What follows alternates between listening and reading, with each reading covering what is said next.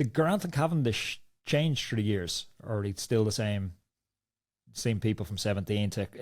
It's almost hard to fathom the level of their fame within cycling. Like, there's nothing bigger than winning the Tour de France, and if there is anything bigger than winning the Tour de France, it's winning the record number of stages in the Tour de France. They're two of the world's biggest ever stars, and it's kind of hard to imagine from this part of the world, because I know even the guys would have raced the Junior Tour of Ireland, and you see the pictures of them, and it's not Barthollet copy from these faraway lands and Pantani where he's this romance around that you kind of feel like, they're one of the boys, like.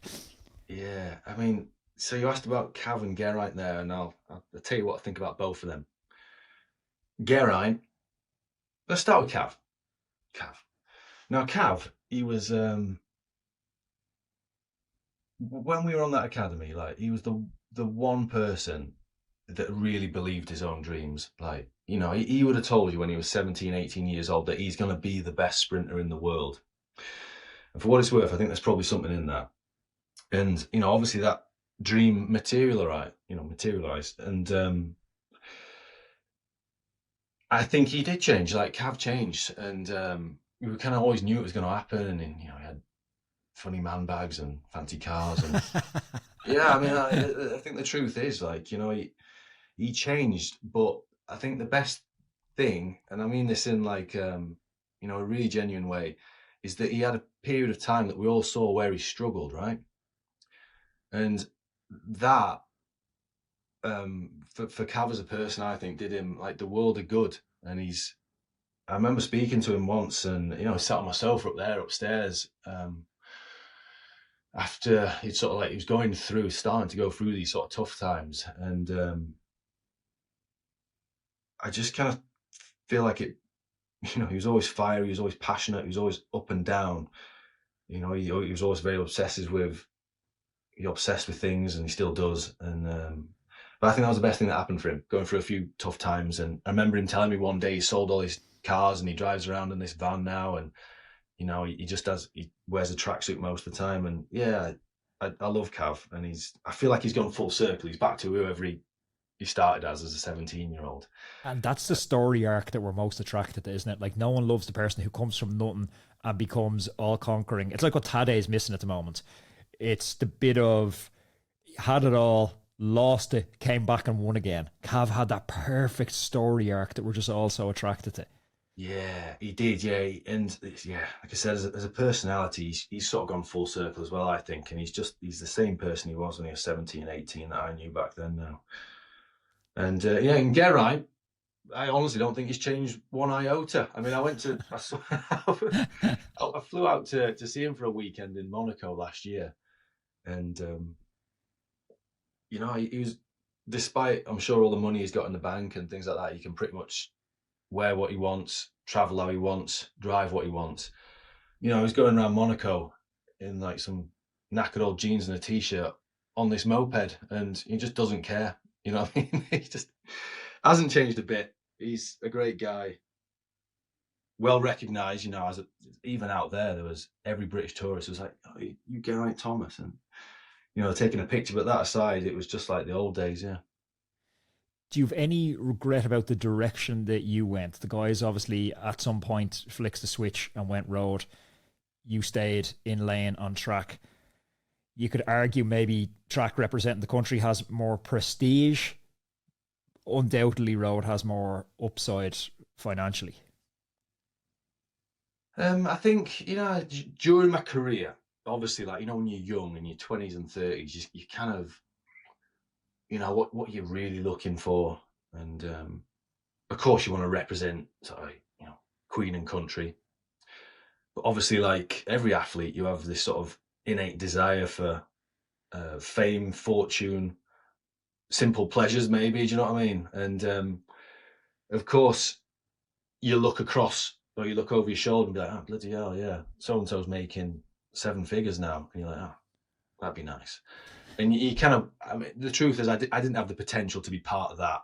You know, I think on the road, I had potential to be good enough to carry bottles for somebody that was making 7 figures, or potentially lead out one of the fastest men of yeah. all time. Yeah, I mean, on the plus side, I was making good money domestically. When you're approaching your home Olympics, and on the back end of your home Olympics, there's money to be made off, public speaking, commercial partnerships and things like that. And you wouldn't have had access to that. Yeah. So financially, I don't really feel like I missed out on my potential. And I was watching Jimmy Carr the other day, and somebody heckled him from the audience and said, "Are you rich?" To which Jimmy Carr replied, "Well, how do you define rich? Because in my head, you're rich if how much money you earn doesn't change what you do." And I guess from that point of view, I still work today, but I kind of do what I want. Yeah, that's a brilliant answer. The amount of money that I pull in every month change what I do? No. I mean, I started with pretty humble beginnings. I was a broken home from Barnsley, and I've got the potential to afford nice things, and within reason I can travel in different ways these days. And I still choose to fly on EasyJet and Ryanair. I'll shop at Lidl and Aldi and Home Firth. I get my smart clothes from M&S and everything else I just get from a charity shop. I drive a van. I use public transport. I just don't care. It's not. Yeah, those things don't interest me. Yeah, there's a quiet confidence to that, though. That's in some ways the ultimate flex. Yeah. I mean, it's a good quote, isn't it? If you're looking at your Rolex to see when your lunch break starts, it's not a flex. Yeah, I think the real luxuries in life are sort of sleeping well, being at ease, having the ability to move as slow or as fast in life as you want. And yeah, to me, that's the real luxury. That and health, you know what I mean? When you get to my age, you start seeing people lose that. And then I think you quickly realise what really matters. Yeah, our cycling lost one of their legends there last week. Glad I would have come up. Craig Sweetman, 52 years old, I think, as a young lad. Toby just won a stage of the Junior Tour of Ireland. Fit, still Cat 1 fitness, and literally just went to bed, didn't wake up the next day. And it just underscores to me, like we're not here for a long time, and you just don't know when your ticket's going to be punched. No, really. And I know these guys obviously aren't in my circle, but I kind of feel like I grew up with Hulk Hogan was a young adult when I was a kid, and Ozzy Osbourne was a young adult when I was a kid, and I'm like, bloody hell, both these guys are gone last week, and they're still a couple of decades ahead of me, but that's pretty much it, just a couple of decades ahead. And I'm like, wow, that's probably going to go a lot quicker than the previous 2 decades. So yeah, we better start living life and being happy. I've seen a great meme there. Hulk Hogan went to the gym 6 days a week for 40 years, dies at 72. Ozzy Osbourne took hard drugs 6 days a week for 40 years, lives till 76. Yeah. I mean, there's I'm sure genetics plays a part in these things, but R.I.P. to both of them. And I'd say it was Ozzy's funeral yesterday, and yeah, it was great to see the turnout that showed up, because he was one in a million, wasn't he? There was nothing more badass. I remember that's kind of early, 20s, kind of formative, where you're kind of still a little unsure what's cool, and going to training camps over in the Alps, and there was nothing more badass than just sticking Ozzy on. It was just such a safe choice. It's it gave you credibility straight away.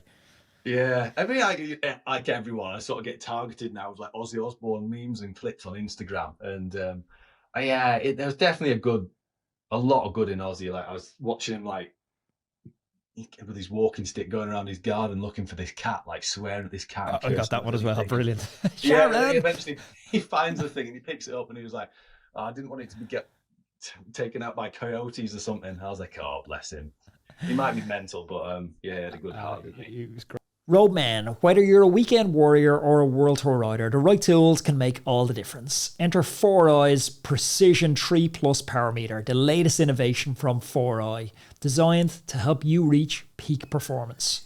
The Precision 3 Plus Powermeter is a compact yet powerful unit. It weighs just 9 grams, and it's packed with features that set it apart, including integration with Apple's Find My network, giving you the peace of mind by letting you track your power meter wherever it is. Plus, you've got up to 800 hours of battery life. We all know that accuracy is key, and 4i's delivers a groundbreaking plus or minus 1% accuracy thanks to their unique 3D strain gauge technology.